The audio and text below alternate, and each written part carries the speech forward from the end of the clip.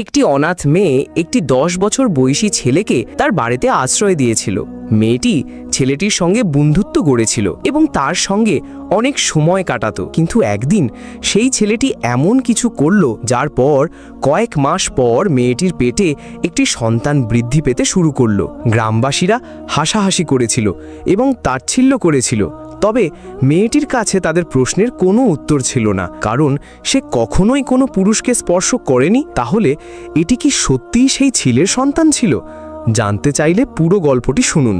এই গল্পটি চন্দ্রপুরের এক নির্জন কিন্তু রহস্যময় গ্রামের, যেখানে প্রতিটি ছায়া একটি রহস্য লুকিয়ে রাখত।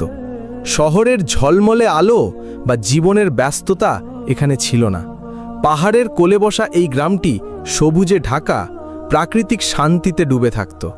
গ্রামের এক কোণে একটি কুঁড়ে ঘর ছিল, যেখানে রুবিনা থাকত, এক সরল, একাকী এবং নীরব মেয়ে। তার জগৎ ছিল তার আঙুরের বাগান, যা তার বাবা মায়ের মৃত্যুর পর উত্তরাধিকার সূত্রে পেয়েছিল। সে একাকিত্বের সঙ্গে অভ্যস্ত হয়ে গিয়েছিল। না কোনো সখী ছিল, না কোনো সম্পর্ক, না কোনো মনের আনন্দ।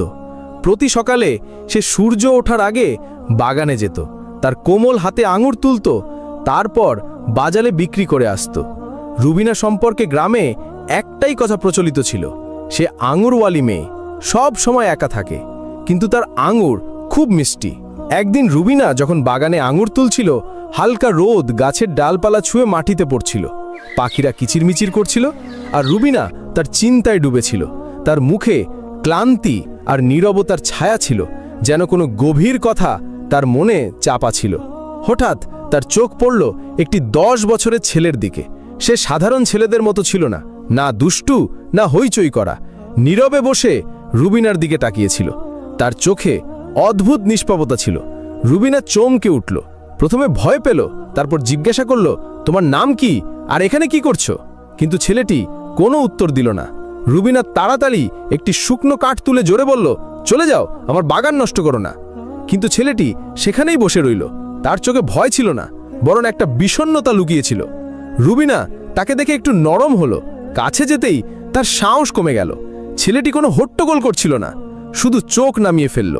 কিছুক্ষণ নীরব থাকার পর রুবিনা ধীরে বলল, ঠিক আছে, কিন্তু ক্ষতি করো না। সেদিন ছেলেটি পালালো না, সে জায়গা থেকে উঠে এক কোণে বসে পড়ল। পরের দিন যখন রুবিনা বাগানে ফিরল, ছেলেটি সেই একই জায়গায় বসেছিল। এবার সে অবাক হলো, তবে ভয় পেল না। বলল, তুমি আবার এসেছো?